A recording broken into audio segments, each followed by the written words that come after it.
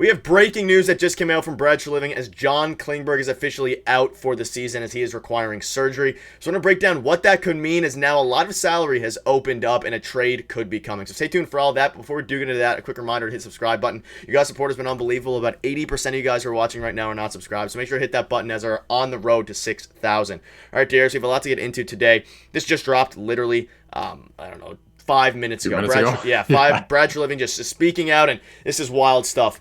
Just dropped. John Klingberg will have surgery on his hip at the end of the month, per Brad Treliving. His season is over for the Leafs, and he tells reporters that he will undergo season-ending hip surgery, and his $4.15 million salary will remain on the LTIR, freeing up money to go hunting for D-men in the trade market. Now, we've been speculating for a while since he kind of got put on the LTIR. Will he require surgery? What will happen? Will trades go down? They officially know, and I think this will now officially jumpstart the trade hunt for Brad Treliving. The salary is opened up. We'll discuss targets in a couple minutes. We'll also get into his exact quote. But what are your initial thoughts on this, Darius?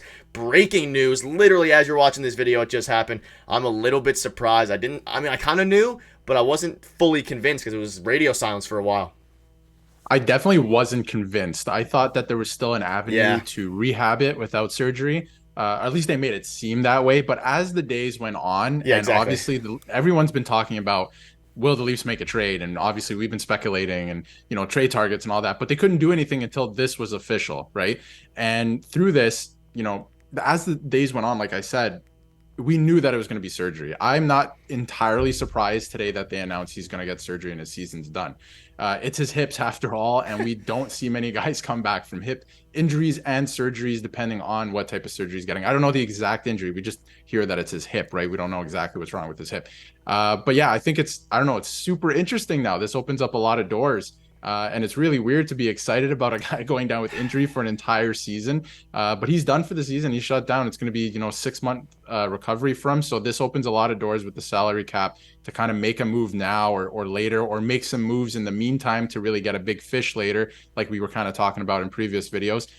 So it opens up a lot of doors. I think this is a big day. It's been really quiet up until today for the Leafs the last few days, and obviously they play tomorrow, but this is big. Something might be brewing now because they have the opportunity for that to happen. Yeah, and first of all, like we both, best wishes to him. Hopefully he can get better for next season.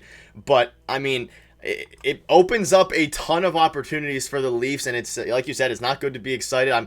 It's just the way that it goes with the Leafs. Not excited that he's injured, but we're excited that opportunities which are well needed open up. And looking at John Klingberg's stats, the Maple Leafs, 14 games. He did put up 5 points, but again, points are never the issue with John Klingberg. It's his defensive ability, and they were beyond bad with the Maple Leafs. Honestly, probably worse than you could even expect based off his season last year with the Wild, which is hard to even say. But this opens up a lot of areas and avenues. But before we get into that, I'm going to quickly pop up the quote on exactly what Brad Treliving said.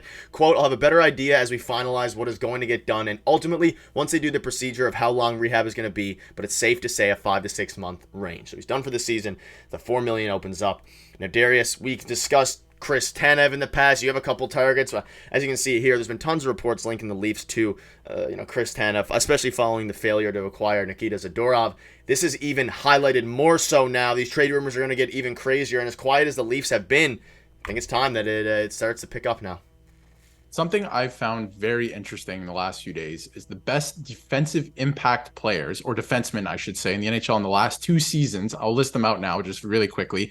Are Jared Spurgeon. You're not going to get a guy like that. Number 2 is TJ Brody, who currently plays for the Toronto Maple Leafs, so that's pretty good. Number 3 is Nick Seeler, who makes only $775,000 against the cap if you want to invest in a player like that, maybe going out and getting him.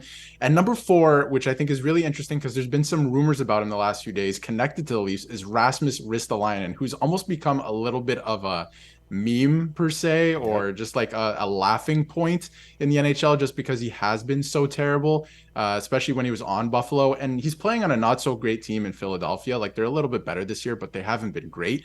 But his defensive numbers, if you look at it statistically, are fantastic. So if you were to able to get him on a team like the Leafs, I think he could be a really big impact player on the defensive side of the puck, which is exactly what they need.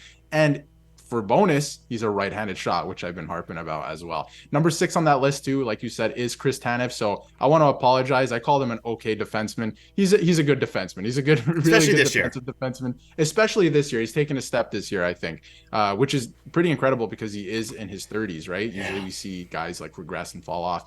but Chris Tanev, another option as well. But I did want to put some respect on Rasmus Ristolainen's name because he is playing well this season, and I think he could look good on the Leafs. Statistically, he's exactly what they need. So I think that's really interesting. If they can kind of get it to work, his contract is abysmal. I will say that. So they're going to have to figure out a way to make that work. Maybe the contract just makes him unappealing in that way. But I think he's a target. He's an option. So I think it's really interesting. Yeah, he's a guy we can probably dedicate a whole video to, and we might later today or maybe tomorrow just discuss him a little bit more. But I agree with you with him. At the end of the day, the Leafs don't need offensive defensemen whatsoever. They need a guy like Tanev, a guy like there's just tons of different options they have now, and if they could get one very soon, it would cause a lot less stress on all of us because we've been making videos now for what seems like and has been over a month. Then they need to upgrade the blue line. Timothy Liljegren is slowly progressing. We have Connor Timmins back now, which is good, but Klingberg is out. Their big acquisitions this offseason were Ryan Reeves and John Klingberg. Reeves, I'm not going to get into. John Klingberg is out now. So what is the path for Brad Treliving going forward? We know last season we didn't make any major splashes. We didn't win the cup or anything like that. We need to do something. And I don't know if you are more pressure now, do you think, on Brad Treliving? Do you think there's less pressure? The salary is there. That's hopefully not an issue. And that was the big reason they didn't acquire Nikita Zadorov, because they didn't want to retain 100% of the salary. So I don't know. I'm eager, but I don't know. I want it to happen. I'm feeling like you need to go after a big fish at this point. The Leafs are in a window. I don't think a lot of people understand that. The caliber of talent they have on the team, the defense is not good enough to win a Stanley Cup. So how do you upgrade that? You have to figure that out and do that this season because you're in a cup window. By the time Tavares' contract's up, he will re-sign for less, but he'll also be 35 years of age. He's going to start regressing. We're seeing it with Sidney Crosby right now. He's going to start going the other way. So the cup window is going to close. It's just a fact of life. It just happens. These are the things that happen to teams like this in situations like this. So they have to do something now. They're in a position, you can't worry about 5 years from now because they might not be as good or in a cup window. You have to do something this year to make your team a Stanley Cup caliber because the defense on paper, even with everyone healthy at this point, minus Klingberg, of course, it's not good enough. It isn't good enough. They have to make, I think, a bigger splash. Like I said, you have to probably get somebody to either replace Brody, like of equal skill or better, or push Brody down. To fill in the bottom, two pairings at this point, I think it's a waste of time. I think Tanev helps, especially on the second unit there. That would certainly help. But at this point, I think you have to go after a big fish. You have to make a big splash. The team defensively isn't good enough. And offensively, I would argue that it is. It's up there with some of the best teams in the league. So you have to do something. I think I agree. I think if you're the Nikita Zadorov, Chris Tanev duo would have been obviously ideal. And I think that almost borderline would have been enough. But if you're going to get just Chris Tanev, I'm still not sure that pushes them over the top alone. Obviously, he's having a phenomenal season. The best season in recent memory for him at 33, which big props to him. But if you get Chris Tanev, which is good, I think you have to go out and get another guy. You either get two guys of that level or one big fish. And even then, he struck out. Brad Treliving struck out on the John Klingberg signing, and that was the major defensive signing this offseason, and he knows that something needs to be done. So any quick final thoughts before we wrap up? It needs to happen, and hopefully this propels it. And I also hope that John Klingberg can heal and continue his career with probably a different team next season.